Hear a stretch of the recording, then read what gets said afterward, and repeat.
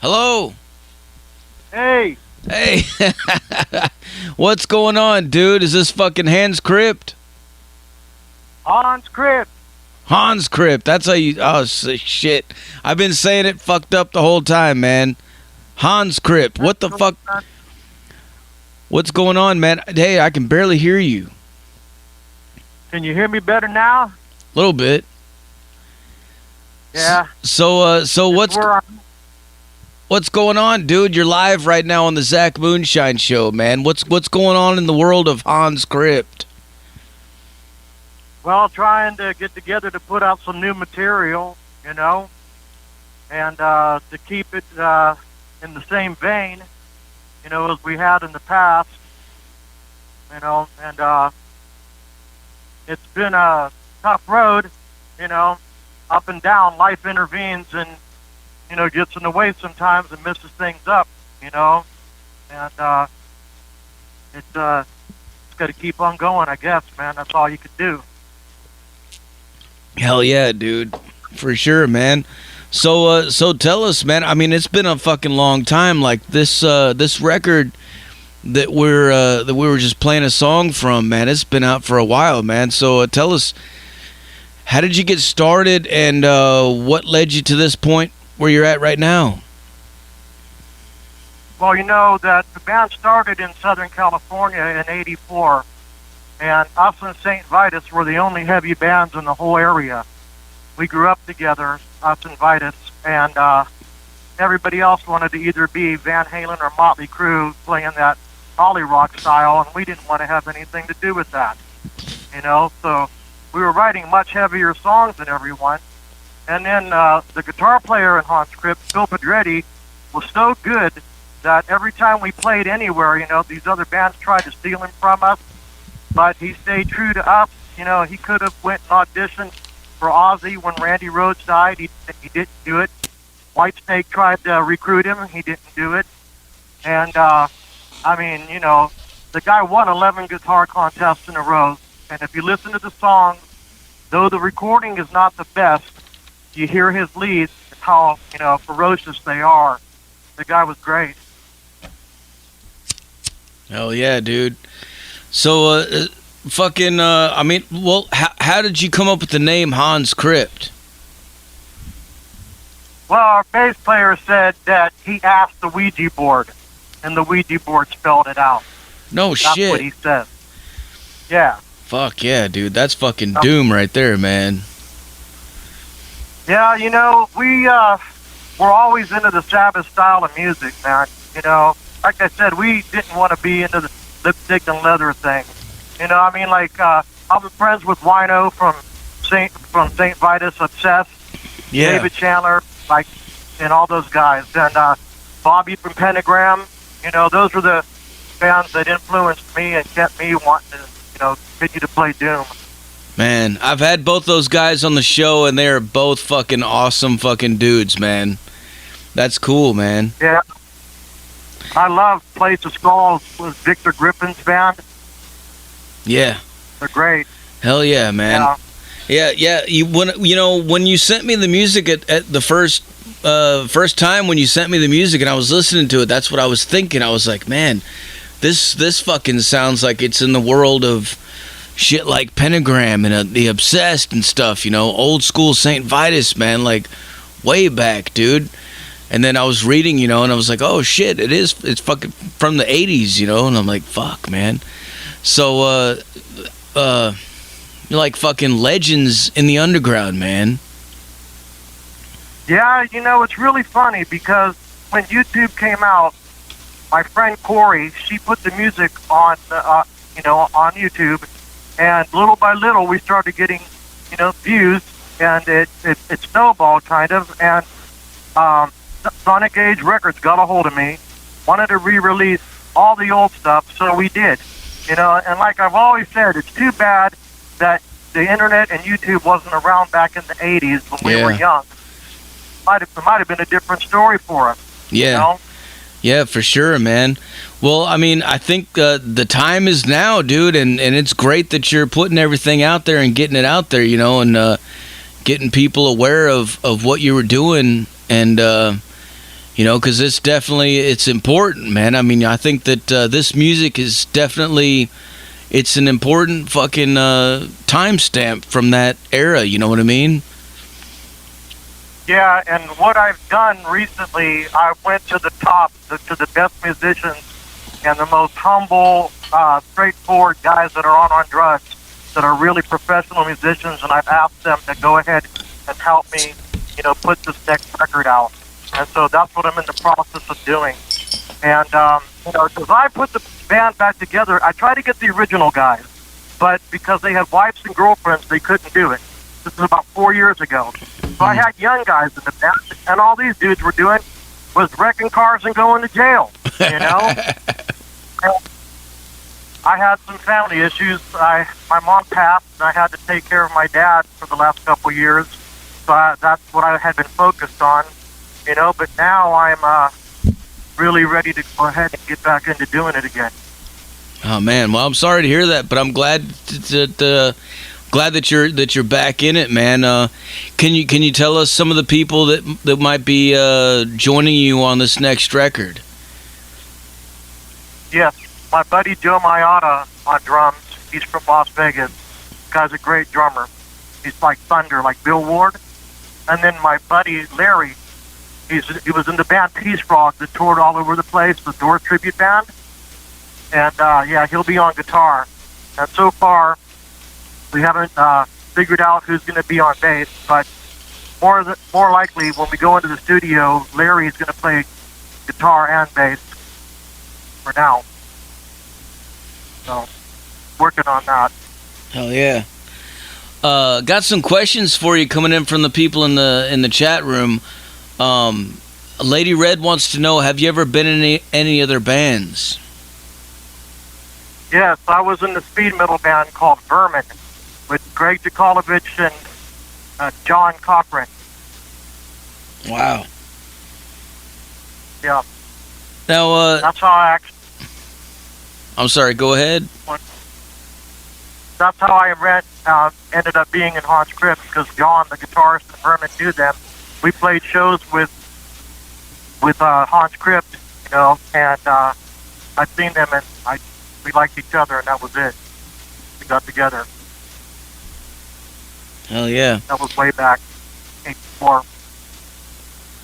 And going back to your beginnings, man, can you tell us about some of your influences?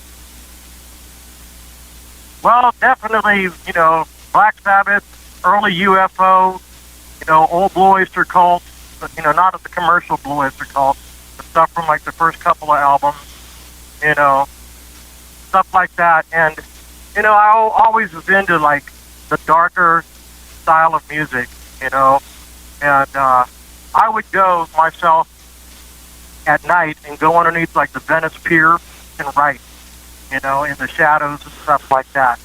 And it would give me the influences to be able to come up with the dark style of music that, you know, we had created. Hell yeah, man. That's fucking cool as fuck, dude. And that's where you're from, too, man. Like, that's actually where I was born as well. Venice Beach. Right on. Yep. Of course. Venice rocks, man. Great place. I haven't been back there in a long time. What's the scene like nowadays?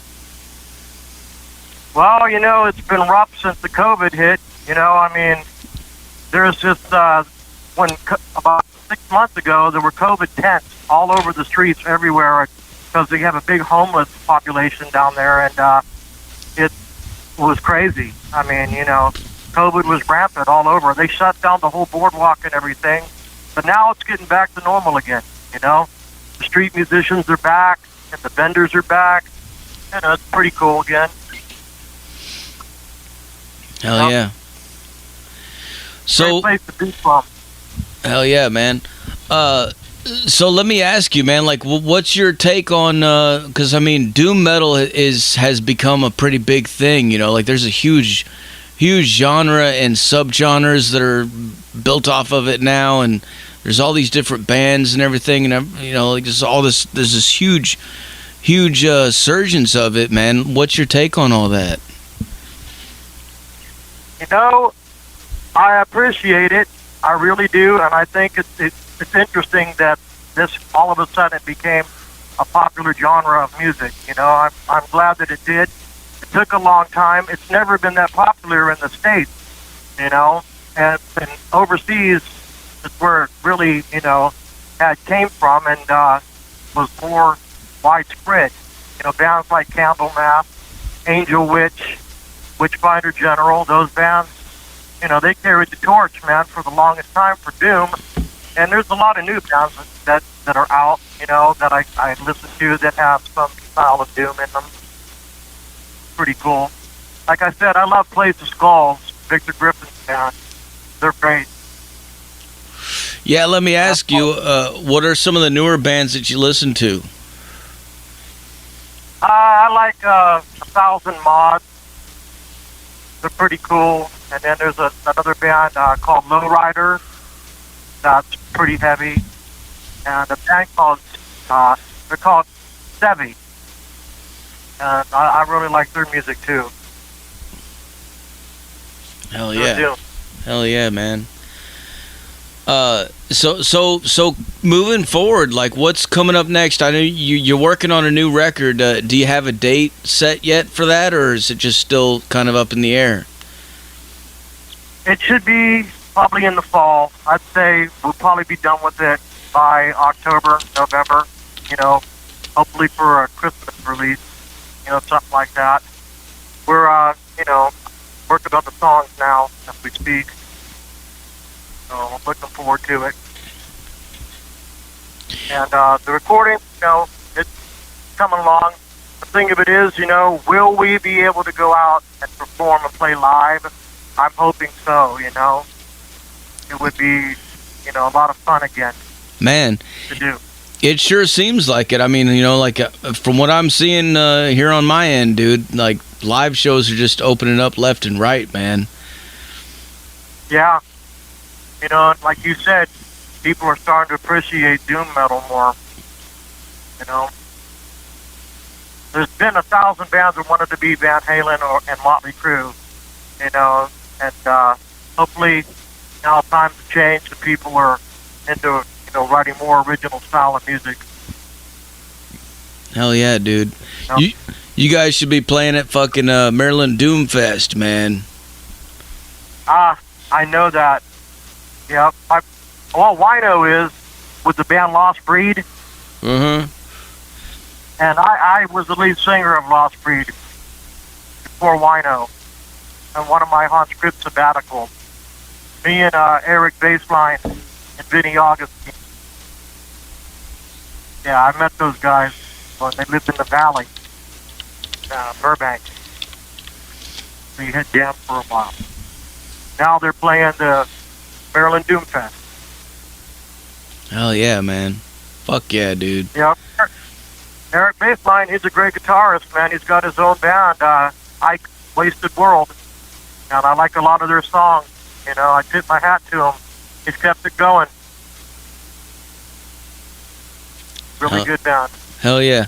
Well, I have a feeling, man, with promoting this old record and then, you know, you got some new music coming up soon, man, like things are going to change, dude.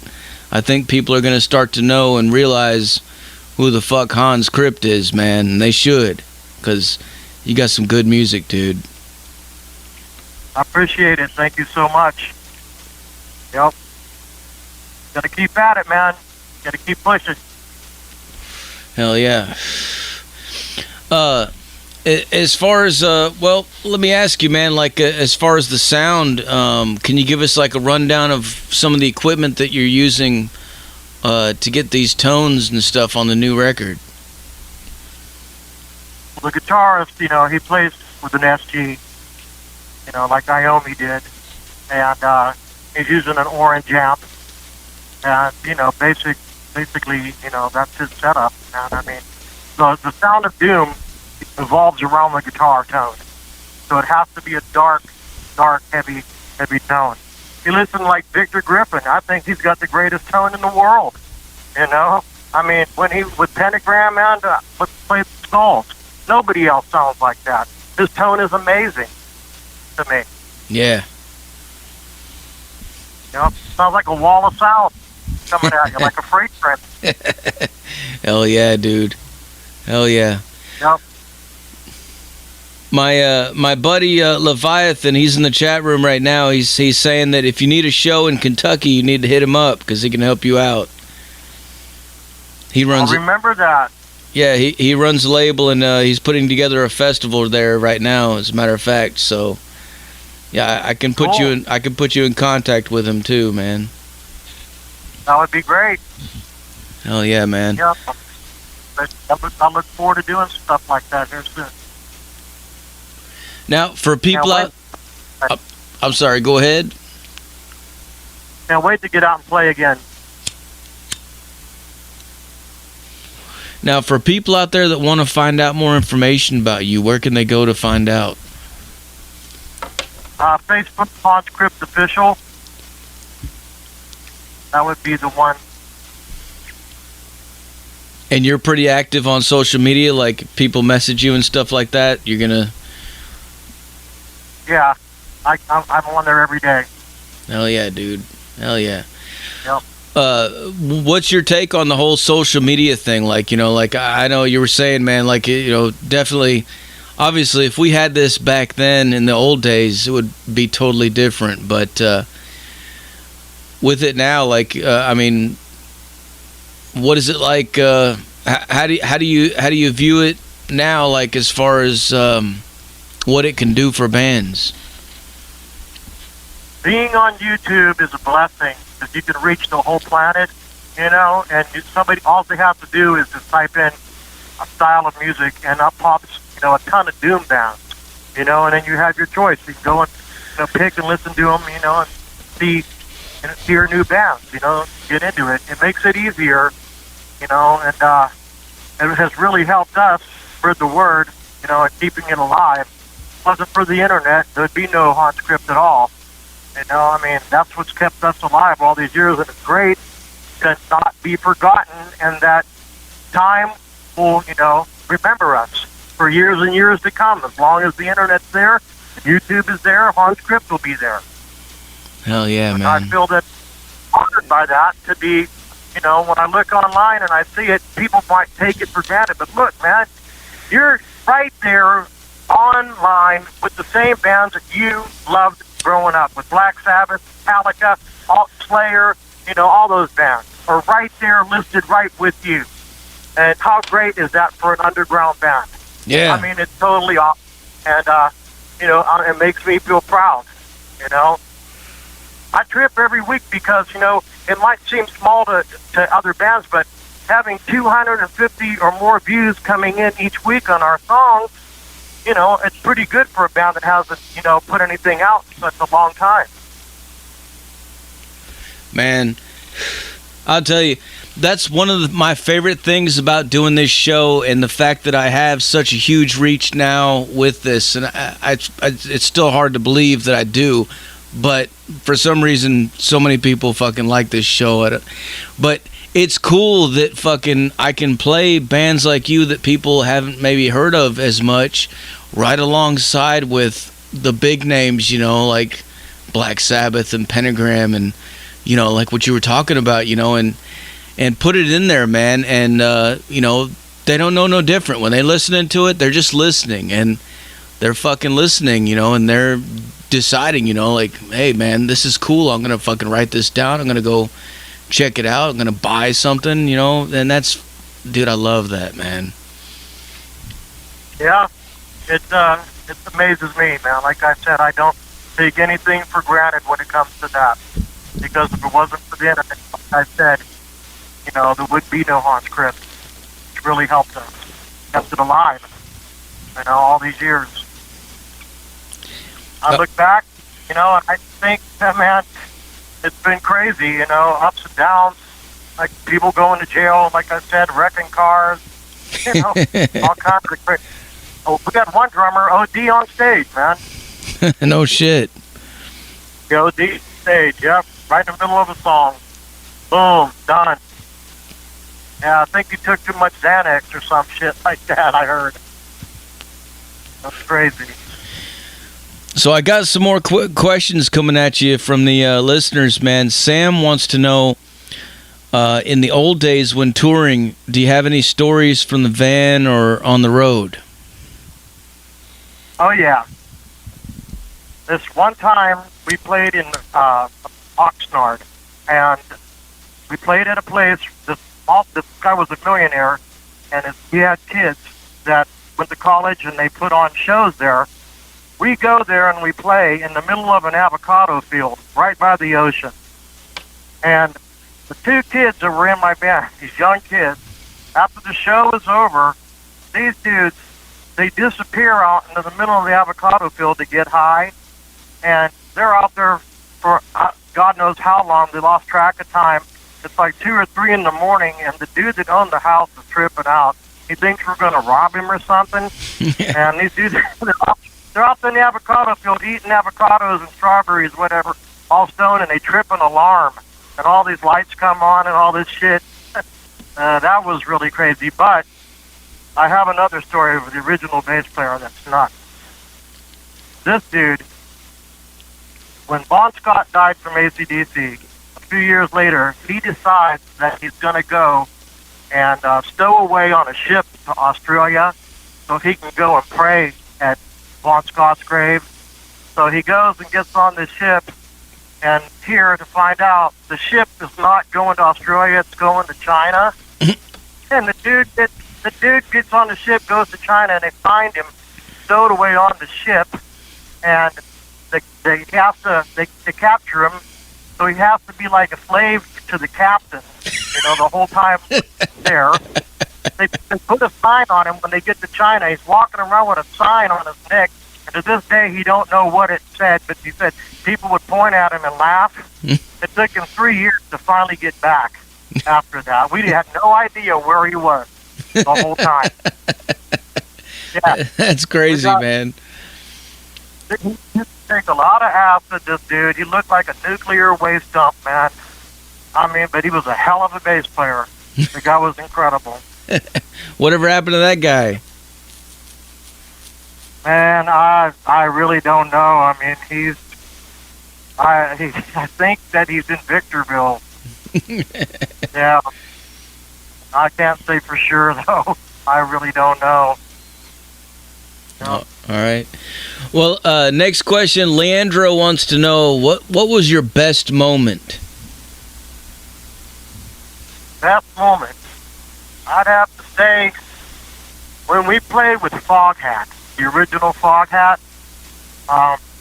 It was where we were from. We played at a club called the Waters Club. It held about 2,000 people, and the place was slam packed. We went on right before them, and out of 6 bands, we went on right before them, and it was an awesome moment, totally awesome, But we've had other shows that were great too, We played with Robin Trower, we played with Slayer back in the day, Wasp, those are all great memories. And recently, one of the things that I was pretty proud of that happened about 2 years ago before the COVID hit, I had the band back in Hollywood. We were the house band for about 6 months on Friday nights at the Rainbow. Nice. And they didn't know what hit them, man. We came in there, these guys were expecting us to be like, a Holly rock band. We came in there playing, our style of music, super heavy doom metal, and we turned the tide, and they eventually loved it. The people that worked there said that they totally dug it because all the other bands, sounded exactly the same. It's like hearing one band, the same band every night till we came along. It was a small room, but I mean, it hold like maybe 50 to 100 people, and it was slam packed every time we played. That's badass, dude. That's badass, man. All right, next question. Vicky wants to know, who's one of your favorite singers, dead or alive? Bonnie James Dio. Oh, hell yeah, dude. You know what? I had a feeling you were going to say that, man. Yeah, me being Italian, him being Italian, got to stick with the Paisan. Dude, he was like Paul Dion. he was such a great front man. I seen him live, dude, one time before he passed away, man, and it was beautiful, man. It was with the Heaven and Hell tour. Yeah, man. I sat second row for him in Vegas at Palm on that last tour that he did, and it was completely amazing. It blew my mind, you know. Such a great. I love Ozzy. Yeah. Oh yeah, Ozzy too, man. But yeah, I mean, he was such a great showman, dude. Like, I mean, just the way that he would talk to the crowd and the way that he would, just everything about him, man. Like the way that he would move his arms when he was fucking talking and singing and stuff. It was just everything about it was just so fucking epic. It was just watching him, just like, fuck yeah, dude. I know, man. I feel you, dude. I feel you. Yep, for a little guy, man, he had the most powerful voice. You know, he sounded like a monster. There's others, but, you know, I mean, Freddie Mercury, I really respect him. You know, I know it's not Doom, but yeah, you know, you got to respect him a lot. And then Roger Daltrey from The Who, Ian Gillan and Dio, though, are my favorites. You know, yeah, I love Purple, Old Deep Purple is great. I was listening to an interview with Phil Anselmo, and they were asking him something about his favorite vocalists or something like that, and that's what he was saying. Well, he named off Ronnie James Dio and Rob Halford, and he was saying about both of them. He said, man, standing on the side of the stage, you could hear them. They were so fucking loud, you could hear them over the PA. And that's just, you know, that's what made them stand out. Yep. Halford, early Judas Priest, you know, you can't go wrong there at all. He was incredible back then. You know, one of the best voices in metal music. Absolutely. Well, man, if you could play with anybody on stage, who would you play with? Or if you could open up for any band? It would be the original lineup of Black Sabbath. That's who I would love to open up for. And if I could have ever had written anything with Tony Iommi, that would be a dream. You know, that would be total dream come true. You know, it'd be amazing. Hell yeah, hell yeah. All right, man. Well, I'm about out of questions for you. Is there anything else you want to let the people know? Well, you know, just keep looking for Hanz Krypt on YouTube and on Facebook, and we'll keep you posted, you know, updated about what's going on, and hopefully soon, you know, we'll have some new material out for everybody. Hell yeah, dude. The two songs that I sent you, Supernatural and Warlock, those were recorded about 3 years ago, and I'm going to re-record them, but those were the newest recordings. Nice. I'm gonna play those. I'm gonna play those next after this interview, man. Right on. Hell yeah. All right. Well, before I let you go, can I get you to make us a station tag? Yes, sir.